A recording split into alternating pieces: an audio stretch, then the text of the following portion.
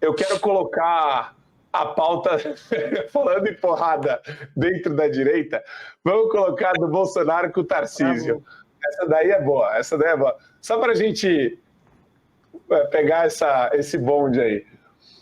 Pessoal, saiu no Metrópolis, que não é muito confiável, aliás, não é nada confiável, mas existe um burburinho a respeito dessa relação entre o Tarcísio e o Bolsonaro e o PL, né? Ele sinalizou apoio já à reeleição do Ricardo Nunes em 2024 e tem dito que o eleitorado da capital tende à centro-esquerda. Veja bem, o mapeamento dele da capital não está errado, né? Existe uma tendência das capitais, inclusive no Brasil e no mundo, tá? No mundo inteiro, as capitais elas costumam ser mais, né, voltadas um pouquinho para a esquerda. Mas também tem aí o Bolsonaro falando que ele tem dado umas derrapadas. Está tudo certo com relação ao Tarcísio. Ele tem dado suas escorregadas políticas. E ele diz que jamais faria certas coisas que ele faz com a esquerda, na opinião do Bolsonaro. Aí fica a dúvida, Cogos. Como que você vê? Eu acho que essa questão política ela está longe ainda de ser resolvida. Eu fiz uma entrevista semana passada com o Salles. Nem o Salles sabe para onde vai o Valdemar da Costa Neto e o PL. Não está nada definido ainda. E a gente está em novembro de 2023 já. Qual que é a tendência, na sua opinião, a respeito do que está acontecendo em São Paulo? Não, o que está acontecendo em São Paulo é muito simples. Mais um erro de ter confiado no Milico. E olha que esse aí deu dicas, hein? Ele era o ministro da infraestrutura do governo Dilma, um tecnocrata, sempre foi.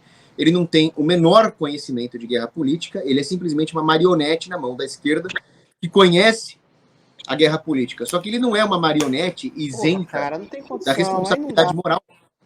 Porque o que ele faz, defendendo as pautas progressistas, usando o nome do Bolsonaro para se eleger e depois trair o Bolsonaro, igual o Bolsodória lá, isso aí é um erro moral do Tarcísio. Então, o fato dele desconhecer completamente os meandros da guerra política não o exime da culpa da traição moral contra o Bolsonaro e de aceitar ser uma ferramenta dessa esquerda, desse progressismo todo, desse bando de burocratas, tecnocratas. Então, o que está acontecendo aqui em São Paulo é o que sempre aconteceu.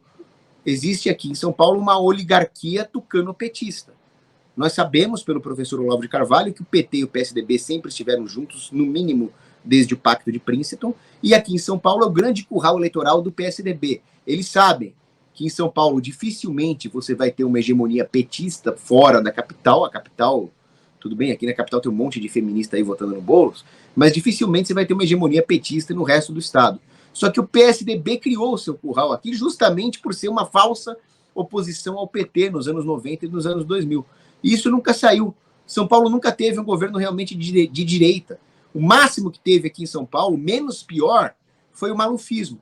Mas o malufismo ainda era uma herança de toda aquela tecnocracia militar, de desenvolvimentismo, de paternalismo estatal, de dirigismo da infraestrutura. Isso foi onde São Paulo chegou mais próximo de sair dessa escravidão tucana, né?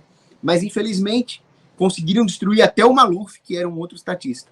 Aí, quando veio o bolsonarismo, eles trataram de colocar um sujeito se fingindo de bolsonarista, que era o Tarcísio, para perpetuar o status quo tucano aqui em São Paulo. E aí nada mudou. Está aí o Tarcísio, com as suas pautas progressistas, aumentando imposto, fazendo o jogo do sistema. É um bonequinho do sistema, é isso que o Tarcísio é. Soldadinho de chumbo do sistema, literalmente. Para você ter acesso ao conteúdo integral do Fio Diário, é fundamental que você assine agora a plataforma e aproveite as condições que a gente tem promocionais para você ter todos os acessos aos programas. Adrilho sobre tudo, Marco Antônio em Direita, Além do Ponto G, entrevistas com personalidades nacionais e internacionais, óbvio, Show da Manhã e várias outras atrações do Fio Diário.